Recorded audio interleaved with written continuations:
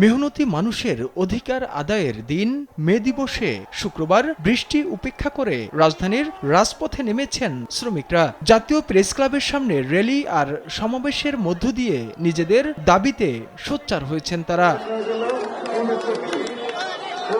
Banner, festoon, placard আর লাল পতাকা নিয়ে সকাল থেকেই জড়ো হতে থাকেন বিভিন্ন সংগঠনের নেতাকর্মীরা।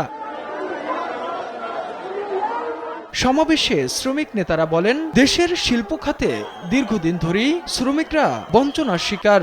নিরাপত্তাহীনতা, কম মজুরি আর অধিকারহীন কর্মপরিবেশে কাজ করতে বাধ্য হচ্ছেন তারা।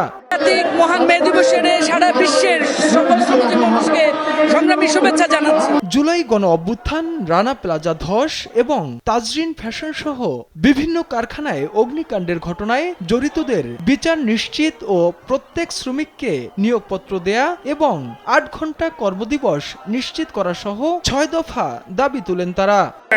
দাবি শ্রম আইন, তার কর্মঘণ্টা এবং নিয়োগপত্র, পরিচয়পত্রের মজুরি বাস্তবায়নের সব দাবি, এই দাবি বাস্তবায়নের জন্য সরকার উদ্যোগ হবে।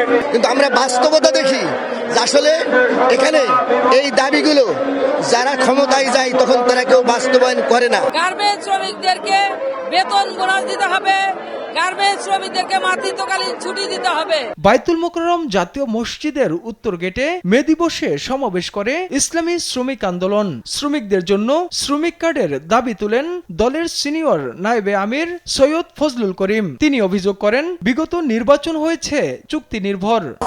কালকে হোক ইসলামী আন্দোলন বাংলাদেশ হুকুমাত চায়, এর জন্য তারা কাজ করবে। নির্বাচন ভাগাভাগি নির্বাচন হয়েছে, জনগণের ভোটে নির্বাচন হয়নি। পরে জাতীয় প্রেস ক্লাবে এক আলোচনায় গণমাধ্যমে নবম ওয়েজ বোর্ড বাস্তবায়নের দাবি জানিয়েছেন সাংবাদিক সংগঠন বিএফইউজে এবং ডিইউজের নেতারা। অধিকার আদায়ে সাংবাদিকদের ঐক্যবদ্ধ হওয়ার আহ্বান জানান তারা। 10ম ওয়েজ বোর্ড ঘোষণা করেছে, অভিনন্দন জানাই।